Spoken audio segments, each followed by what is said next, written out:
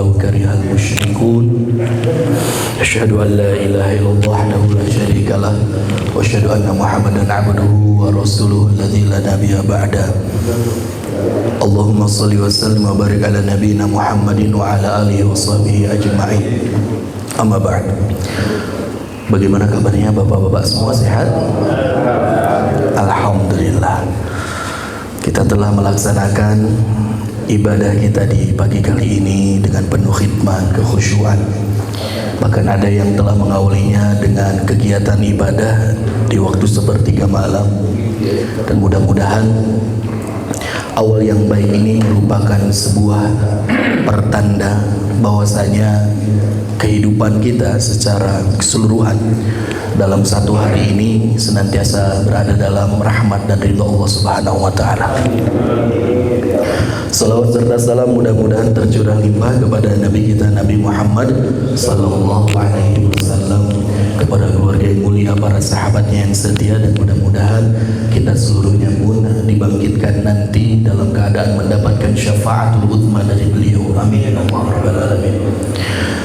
Para jemaah sekalian, kami aturkan permintaan mohon maaf yang sebesar-besarnya disebabkan jadwal yang harusnya diisi oleh Ustaz Husna pada subuh kali ini, qadarullah beliau berhalangan hadir dan memberikan kabarnya pun agak menjelang malam, disebabkan pesantren yang beliau kelola saat ini insya Allah akan melaksanakan prosesi peresmian yang bahkan dihadiri oleh segenap aparatur dan juga wali kota Cimahi. Dan alhamdulillahnya anak kami, anak saya Jawad dan juga Jahid pun insya Allah ikut dalam prosesi peresmian tersebut yang akan dilaksanakan di Komplek Kota Mas, tepatnya di sekolah Baitul Mukhlisin, dan waktunya itu cukup pagi jemaah, jam 7 pagi.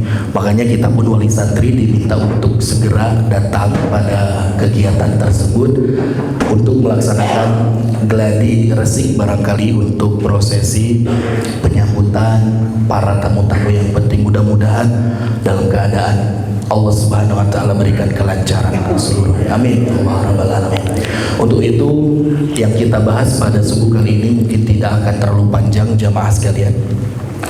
Hanya akan melengkapi dari sebuah faham yang telah kita dapatkan sebelumnya terkait makna zalim. Zalim ataupun kelaliman dalam KBBI yang kita seluruhnya sudah tidak asing dengan kata tersebut, dengan istilah tersebut. Para jamaah yang dirahmati oleh Allah Subhanahu wa taala, Allah Subhanahu wa taala, kata para ulama, menjadikan kezaliman yang hadir di muka bumi ini menjadi sebuah alat. Alatnya Allah Subhanahu wa taala. Alat untuk apa? Untuk Allah memberikan kuasaannya. Allah Subhanahu wa taala, hikmah di balik kezaliman, kalau dikatakan kenapa dunia ini seakan-akan tidak saja Allah menjadikan semuanya baik, semuanya indah, penuh dengan kedamaian, namun ada saja orang-orang yang hadir menimbulkan prahara dan juga kericuhan, sehingga kezaliman ini menjadi sebuah hal keniscayaan. Hakikatnya jamaah sekalian, secara sunatullah Allah itu menjadikan kezaliman sebagai salah satu bentuk ekspresi dari kekuasaan dan kemahahebatan Allah Subhanahu wa taala di atas kezaliman itu sendiri.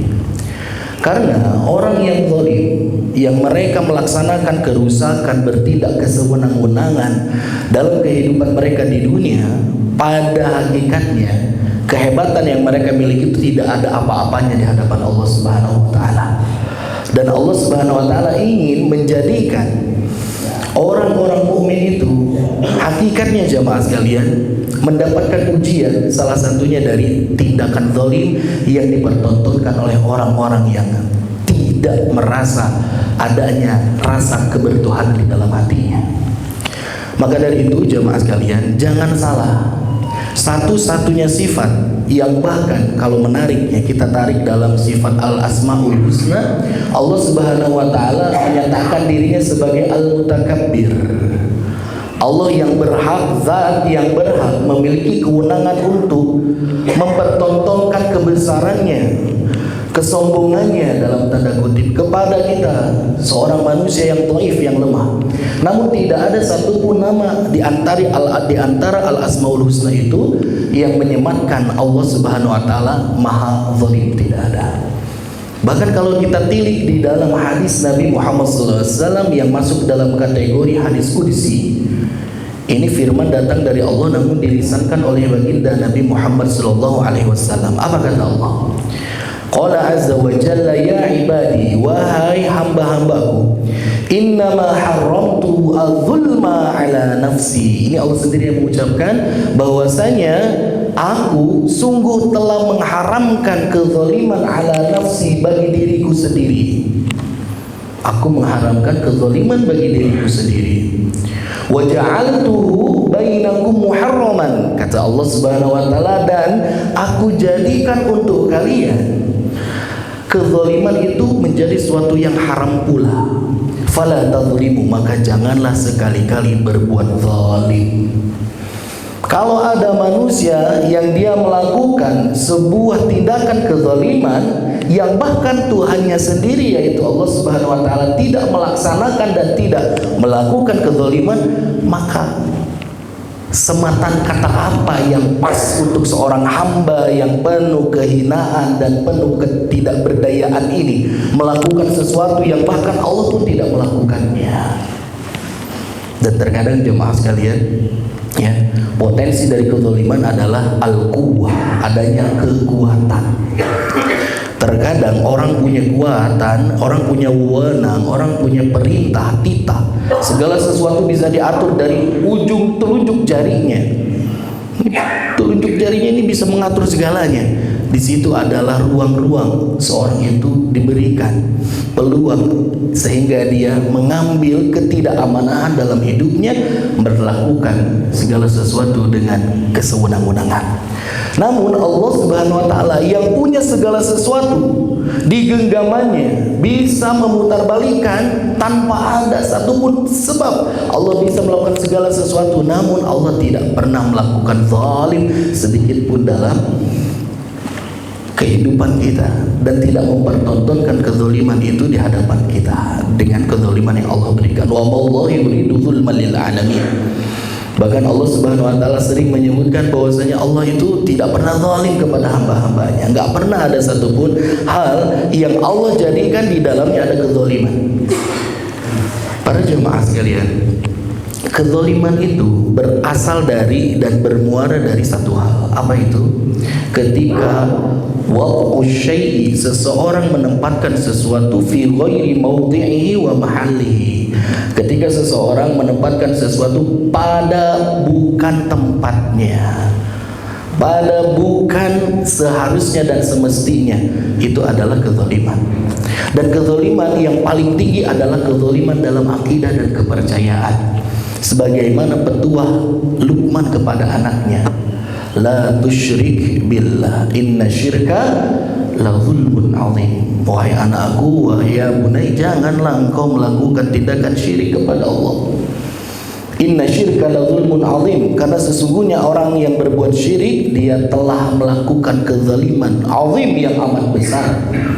Maka jemaah sekalian, kalau misalkan ada pertanyaan, lebih baik milih mana? Seorang muslim tapi dia zalim, atau seorang kafir tapi dia amanah, tidak zalim? Kalau kita diminta untuk memilih-milih yang mana? Kalau dipandang dari kacamata ajaran kita jemaah, yang muslim zalim, yang kafir tidak zalim, dua-duanya itu memiliki satu kelemahan. Orang kafir kalaupun dia amanah dia tetap zalim. Kenapa? Karena dia tidak bisa menempatkan keyakinannya pada porsi yang seharusnya. Orang muslim bagus nih, dia tidak zalim secara akidah, tapi dia melakukan kesewenang-wenangan, itu pun sama salahnya. Jadi ta'ayanu sahibah. Maka dipilih itu yang pertama harus muslim dulu. Kalau ada orang kafir, orang muslim dia baik, orang kafir ini baik, orang muslim ini baik, walaupun kebaikannya tidak lebih besar dari orang kafir, maka kita secara penilaian agama kita lebih condong memilih kepada orang muslim walaupun dia memiliki kebaikan yang tidak lebih besar dari orang kafir. Kenapa? Karena hitung-hitungannya dia sudah mendapatkan keselamatan akidah dan dia pun walaupun kebaikannya sedikit tidak terjerembab dalam kezaliman dibandingkan orang kafir. Makanya orang kafir sebaik-baiknya mereka hidup di dunia, orang non-muslim ini dia punya kekurangan dan kecacatan satu. Apa? Ada kezaliman di dalam hatinya. Itu zalim yang pertama, jemaah. Dan kalau kita telisik mengenai derivasi istilah dalam keberagamaan kita, ada yang disebut dengan orang kafir, ada orang muslim, ada orang fasik, ada orang zalim. Bagaimana mengklasifikasinya? Kalau kafir muslim kita tahulah ada syarat-syaratnya lah, ada syahadat. Tapi kadang-kadang yang suka membingungkan di antara kita adalah pengistilahan antara zalim dan fasik. Zalim dan fasik. Naon benten apa zalim jeung fasik? Untuk diri sendiri. Padahal zalim pun dalam Al-Quran disebut ada besar zalamu anfusahum. Mereka zalim terhadap diri sendiri. Nah ini menarik. Ternyata jemaah sekalian, kalau kita melihat beberapa makna yang terkandung dalam Al-Quran, salah satunya iblis itu disebut dengan fasik. Fasik dari apa? Dari perintah Allah Subhanahu wa taala. Fafasaku an amri rabbih. Iblis itu dia fasik terhadap perintah Allah Subhanahu wa taala. Dan terkadang selama ini yang kita paham, fasik itu adalah istilah yang diungkap bagi orang muslim namun dia melaksanakan dan terjerembab dalam dosa yang banyak. Dia fasik biasanya gitu. Namun ternyata Al-Quran menyebutkan orang kafir pun kadang disebut fasik juga. Ulaika humul fasikun. Wallahu la yahdil qaumal fasikin. Allah tidak beri hidayah pada orang fasik. Wallahu la yahdil qaumal zalimin. Allah tidak beri hidayah kepada orang zalim. Nah, yang membedakannya sebetulnya jemaah sekalian, ada keterikatan namun ada pembeda yang kuat di antara keduanya. Yang pertama, orang zalim itu cakupannya bisa lebih luas dibandingkan orang fasik. Karena orang fasik itu jamaah sekalian, dia teritori wilayah aspek kefasikan itu ada pada ketidaktaatan. Ketika dia menegasikan sebuah perintah, tidak mau mengamalkan, dan dia disebut orang fasik. Orang kafir bisa sebut orang fasik dalam istilah Al-Quran. Kenapa? Karena dia mengabaikan perintah Allah dan menolaknya. Dan ketika dia fasik dari perintah Allah dalam urusan akidah, maka dia terjebak dalam status kafir. Para jamaah sekalian, orang muslim, nah dia itu tidak mengikuti perintah Allah Subhanahu wa taala, maka ketidaktaatannya ini membuat dirinya fasik dan itu adalah tindakan zalim. Fasik dan zalim jamaah sekalian, itu titik beratnya kepada apa? Dampak yang diberikan orang fasik ya, itu adalah pada internal dan individualnya. Ketidaktaatan itu berkaitan dengan individualnya. Tapi kalau zalim itu bisa terjadi kepada individualnya. Jadi fasik itu bagian kecil dari zalim. Karena zalim itu lebih luas. Dia zalim terhadap dirinya sendiri, menyatakan bahwasanya dirinya itu sebagai Tuhan. Ini tindakan zalim dan kefasikan di dalamnya. Begitupun dia menjadikan kekuatannya, power yang dia miliki untuk melakukan prahara dalam kehidupan. Nah ini tidak masuk kategori fasik, tapi ini benar zalim. Karena zalim itu cakupannya kepada dirinya, begitupun kepada orang lain. Nah, jadi jamaah sekalian, fasik itu ketidaktaatannya dalam kategori religion, agama, spiritual. Tapi kalau zalim, cakupannya bukan hanya masalah akidah, tapi dia pun merebak pada masalah tatanan sosial, ketidakadilan. Itu orang yang zalim. Maka cakupannya lebih luas. Dan jamaah sekalian, jangan main-main dengan tindakan zalim. Karena Nabi kita Muhammad SAW memberikan sebuah peringatan bahwasanya yuakhirullahu kulla dzunubin, seluruh dosa-dosa yang dilakukan oleh manusia, yuakhirullahu ma syaa ila yaumil qiyamah, semuanya itu akan dipending, ditahan azabnya untuk diturunkan oleh Allah Subhanahu wa taala. Jadi kalau ada orang melakukan sesuatu nih, dia nggak dapat balasannya, Allah tahan-tahan memang itu, nanti sampai hari kiamat datang baru ditegakkan keadilan Allah Subhanahu wa taala. Namun kata Allah Subhanahu, illa, kecuali apa tuh? Illal baghya aw dzulma, kecuali kezaliman. Tindakan kelaliman yang dilakukan oleh seseorang itu tidak akan ditunda, bahkan dipercepat datang azabnya. Yang pertama kezaliman, hati-hati. Yang kedua, yang tidak kalah penting adalah apa?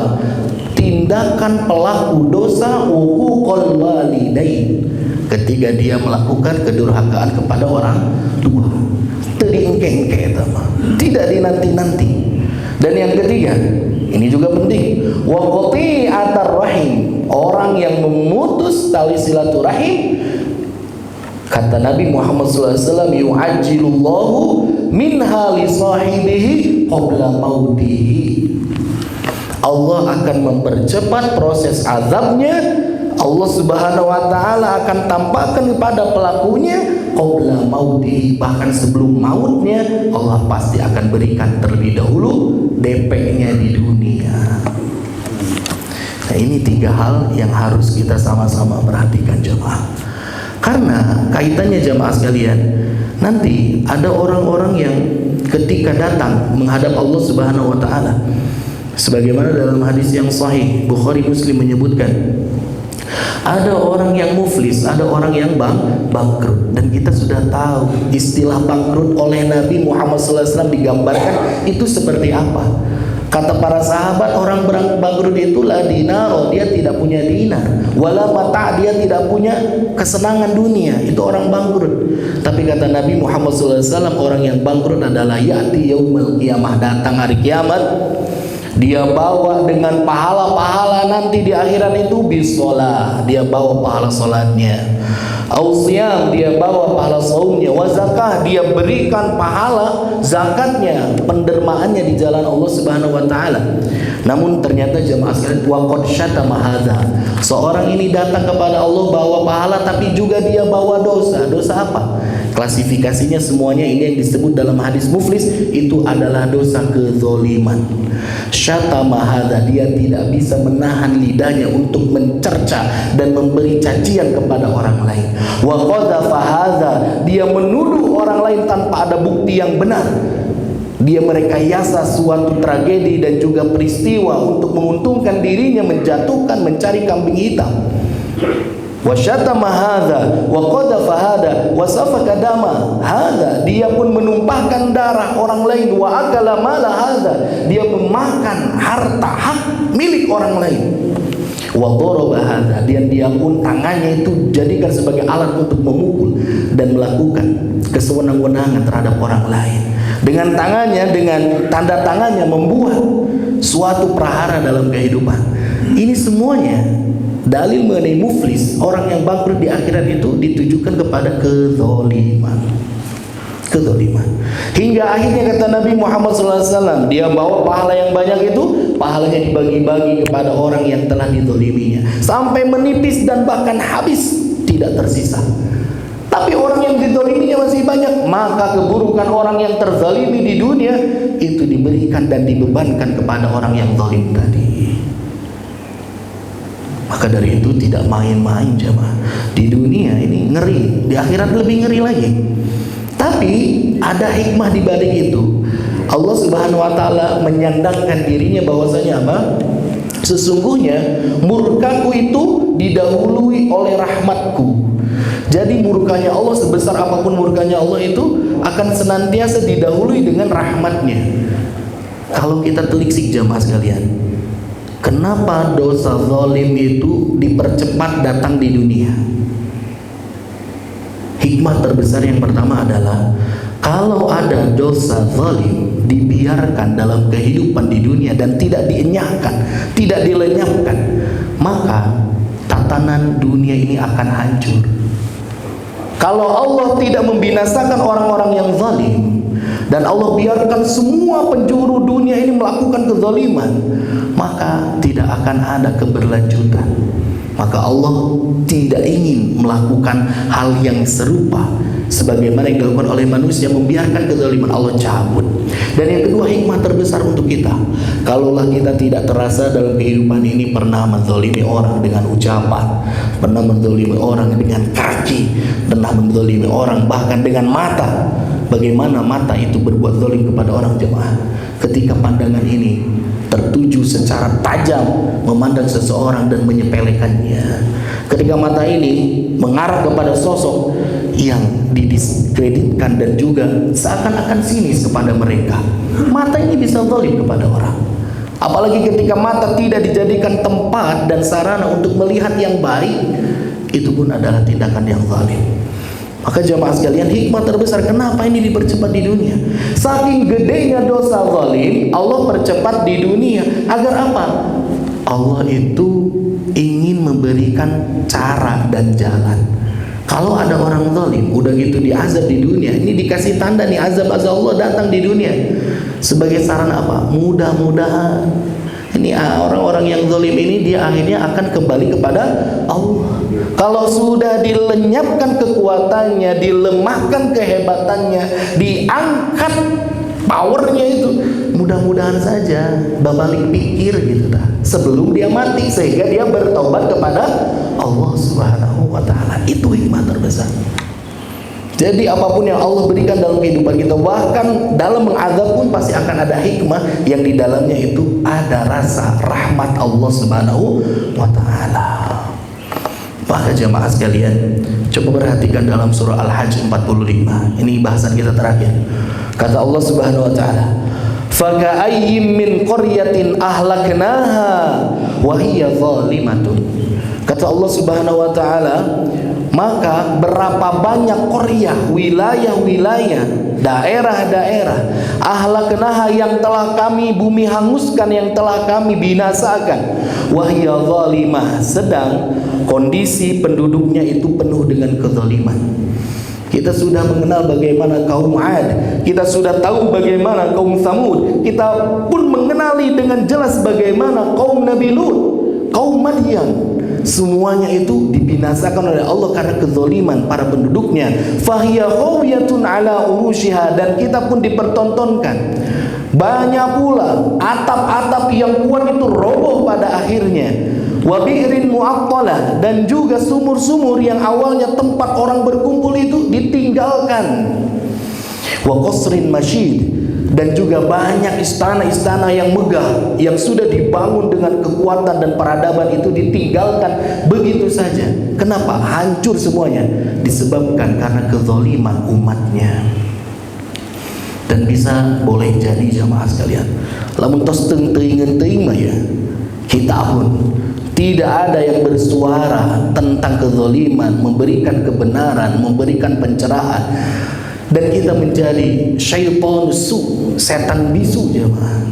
Tidak mau merubah sistem yang sudah gagal secara sistemik, penuh dengan kezaliman, maka bisa jadi Allah Subhanahu wa taala mudah saja untuk melenyapkan kita, generasi kita, dan juga menggantikan generasi yang baru. Maka dari itu jemaah sekalian, hati-hati dengan kezaliman, karena kezaliman itu dia akan memberikan dampak yang buruk di dunia, begitupun dia akan menjerebabkan kita ke dalam kesengsaraan di akhirat. Dan saya akan tutup jemaah sekalian dengan satu kisah. Kita lihat bagaimana akhir kehidupan Fir'aun, punya kekuatan, power, mati dia ditenggelamkan oleh Allah. Enggak cukup mati saja, diawetkan, dikekalkan itu jasadnya, enggak rusak, jadi tontonan sampai saat ini. Akibat apa? Akibat tindakan kezaliman yang dia perbuat.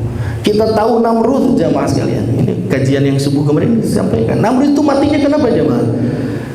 Dia itu diceritakan, Namrud ini kenapa jadi raja, kenapa sangat kuat nih power kekuasaannya, titah dan terahnya itu kuat. Kenapa? Dari kecil, dari mulai dilahirkan, konon katanya nggak pernah sakit, masuk angin wege hente, batuk wege hente jemaah. Namrud itu kuat sekali badannya, tapi pada penghujung akhir hayatnya dia tidak sakit, namun kemasukan lalat hidungnya, habis terkoyak isi dalam otaknya itu dengan makhluk Allah yang kecil itu, sehingga membuat dirinya sakit kepala, jasadnya kuat, menghantuk-hantukkan kepalanya ke dinding istana yang begitu megah setiap malam, setiap hari, hingga akhirnya dia mati dalam kehinaan. Kita tahu bagaimana kisahnya Abu Lahab. Abu Lahab matinya seperti apa jemaah? Ini adu Rasulullah, penentang pertamanya Rasulullah SAW. Ternyata penentangnya itu bukan kalangan orang jauh, orang dekat, saudara sendiri ini. Tidak menutup kemungkinan berlaku zalim. Abu Lahab yang nama aslinya itu diberikan oleh ayahnya Abdul Uzza. Abdul Uzza itu bagaimana akhir kehidupannya jemaah? Akhir kehidupan Abdul Uzza itu dia membusuk organ dalam pencernaannya, bau kemana-mana jemaah. Bahkan anak-anaknya pun gak mau mendekati jasad mayatnya itu. Sudah 3 hari gak ada yang berani untuk mendekat, karena takut ini ada penyakit yang tidak pernah terjadi sebelumnya di negeri itu, dan takut mereka terkena wabah dari apa yang dibawa oleh Abu Lahab ini. Perutnya pecah, bau busuk kemana-mana. Sampai 3 hari akhirnya didorong pakai kayu yang panjang, dibuatkan galikan satu lubang di tanah, dan tidak ada yang berani menutup tanah itu. Karena apa? Kalau mendekat takut kena wabah dan tidak kuat dengan baunya. Kumaha dikuburkan ya jemaah? Pertama di alungan Kucai, ya, di auran Kucai, dan setelah itu dilempari dengan batu sampai tersusun menutup lubang tersebut. Sampai hina seperti itu. Kenapa? Karena kezaliman yang dia lakukan selama hidup di dunia. Hitler pun sama. Matinya nggak ada jasadnya jemaah sekalian. Jasadnya dibakar oleh masyarakat yang membencinya. Hilang bagaikan abu. Padahal sebelumnya merasa dirinya adalah ras terkuat di atas muka bumi. Jerman. Begitupun Italia. Mussolini mati tergantung kepalanya berada di bawah, di belakang pom bensin. Setiap masyarakat itu memukul berbaris, memukul Mussolini sampai mati dan wajahnya tidak terkenal lagi, tidak dikenali lagi. Kenapa? Karena kezaliman yang diperbuatnya. Mudah-mudahan kita orang muslim jemaah, kita itu punya nurani, kita itu punya hati. Setiap kezaliman yang kita perbuat akan membuat diri kita gelisah. Pak, nggak mungkin hati kita gelisah kalau tidak ada dosa. Gak mungkin kita itu tidak nyaman kalau kita tidak melakukan kesalahan. Itulah yang diberikan taufik oleh Allah Subhanahu wa Ta'ala, sampai kita mati tidak jonjon dengan dosa, agar kita beristighfar. Dan beratnya kesalahan dan dosa zalim itu jemaah, tidak cukup minta maaf ke Allah, tidak cukup hanya bertekad di dalam hati tidak akan mengulangi, tidak cukup sampai dia pun menyesali perbuatannya dan menahan diri agar tidak mengulangi. Nggak cukup sampai situ saja, nggak cukup dengan sholatnya saja, bahkan dia mandi tobat dulu untuk membersihkan jasad dan juga batinnya. Nggak cukup. Dosa zalim itu fayatahallalhu, kata Nabi Muhammad SAW, harus dimintakan kehalalannya kepada orang yang pernah dizalimi. Harus dimintakan kehalalannya kepada orang yang telah terzalimi. Karena kadang orang-orang itu dia kehidupannya nggak bisa tenang, itu mungkin karena ijabah doa orang yang zalim kepada Allah Subhanahu wa Ta'ala. Makanya jangan remehkan orang-orang yang terzalimi, karena doanya tidak ada bainahu wa bainallah hijab, nggak ada hijab antara dirinya dengan Allah Subhanahu wa Ta'ala. Maka kalaulah misalkan kita punya dosa zalim, kita nggak tahu bagaimana cara kita mencari orang-orang yang telah dizalimi dulu, karena sudah sangat lama jemaah. Mungkin dia pun nggak tahu masih hidup atau tidak. Yang pertama, kalau menurut Muhammad Quraisyihan itu menyebutkan, kalau orang dia punya dosa zalim, udah gitu orang yang dizaliminya telah meninggal bahkan, bagaimana cara untuk agar kita terhindar menjadi orang yang muflis, orang yang bangkrut tadi jemaah? Caranya pertama itu harus banyak-banyak menabung dengan amal soleh. Karena apa? Nanti ketika di akhirat kalau dituntut saja, kita punya modal yang banyak untuk memberikan kompensasi atas dosa kezaliman kita kepada mereka. Itu Quraisy. Dan yang kedua jemaah, bisa ditambah dengan mendoakan mereka, orang-orang yang terzalimi, agar diberikan kebaikan oleh Allah Subhanahu wa Ta'ala di dunia dan di akhiratnya. Doakan. Dan yang ketiga jemaah sekalian, ya, kalau misalkan yang dizalimi itu perampasan terhadap harta, pengambilan terhadap hak, maka kita bisa mengkonversi nilai itu dengan bersedekah, amal jariah atas nama orang yang terzalimi tadi. Mudah-mudahan ini adalah salah satu backup kita. Mana tahu nanti kalau di akhirat nggak mau jadi orang muflis, nggak mau bangkrut, maka itu adalah hal yang bisa dilaksanakan. Mungkin itu jemaah sekalian dapat disampaikan, tidak begitu panjang. Mudah-mudahan apa yang disampaikan dari hal yang singkat ini menambahkan rasa aware, perhatian kita agar tidak menjadi orang-orang yang zalim dalam berkehidupan. Amin ya Allah ya Rabbal alamin. Terima kasih. Assalamualaikum warahmatullahi wabarakatuh.